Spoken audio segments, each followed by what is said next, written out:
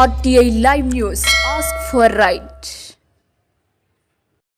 Chennur municipality పరిధిలోని 18వ వార్డులో 500కు పైగా చనిపోయిన వారి ఓట్లు అలాగే ఉన్నాయి. ఆ ఆత్మలకు ఓటు వేసే అవకాశం కల్పించిన ప్రభుత్వం పోలింగ్ రోజున ఏం క్షుద్ర పూజలు చేసి ఆ ఆత్మలను రప్పిస్తారో చెప్పాలి, లేదంటే వాటిని తొలగించాలని బీజేవైఎం రాష్ట్ర కార్యవర్గ సభ్యుడు శివకృష్ణ అన్నారు. 2-3 రోజులలో మున్సిపల్ ఎలక్షన్స్ కు నోటిఫికేషన్ రాబోతోందని చెప్పేసి పెద్ద ఎత్తున ప్రచారం జరుగుతోంది.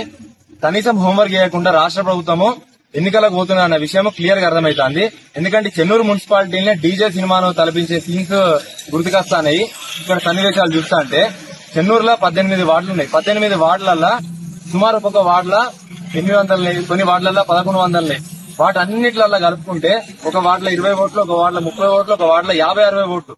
ఇట్లా ప్రతి వార్డులో 18 వార్డులలో చనిపోయిన వాళ్ళ ఓట్లు ఇంకా ఉన్నాయి. వాళ్ళు ఎప్పుడో చనిపోయినారు, వాళ్ళ ఓట్లు ఇంకా ఉన్నాయి.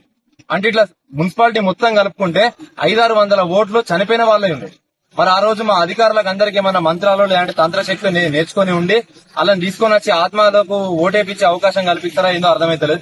అంబేద్కర్ గారు కూడా బాధపడతారు ఈ సన్నివేశాలు చూస్తాను. ఎందుకంటే ఆయన కేవలం పురుషులకు మహిళలకు మాత్రమే మనుషులందరికీ ఓటు హక్కు కల్పించింది, కానీ చనిపోయిన ఆత్మలకు కూడా ఓటు హక్కు కల్పించే గొప్ప అంటే జాలికి ఉండే అధికారులకు ఉందా అని చెప్పేసి అన్నటువంటి ప్రజలందరూ కూడా మాట్లాడుకుంటారు. కాబట్టి దయచేసి అధికారులు ఇప్పటికైనా గానీ దీనిపైన స్పందించి, ఎందుకంటే పోటీ చేసే అభ్యర్థులు యువకులకు ఇది తీవ్ర నష్టానికి గురి చేస్తుంది. ఎందుకంటే గెలుపు ఓటం అనేది ఇక్కడ ఓట్లల్లో దాదాపు 2-3 ఓట్లు లేదంటే 21 ఓట్ల తేడాతోనే కనిపిస్తుంటది.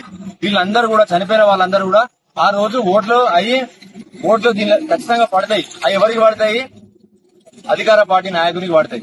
అంటే ఫేక్ ఓటింగ్ జరుగుతుంది అన్న విషయము అందరికి అర్థమవుతున్నది. కాబట్టి దయచేసి అధికారులు ఒక పార్టీ కొమ్ము గాయకుండా ఇప్పటికైనా గానీ వాళ్ళ తీరును మార్చుకోవాల్సిందిగా మేము కోరుతున్నాము.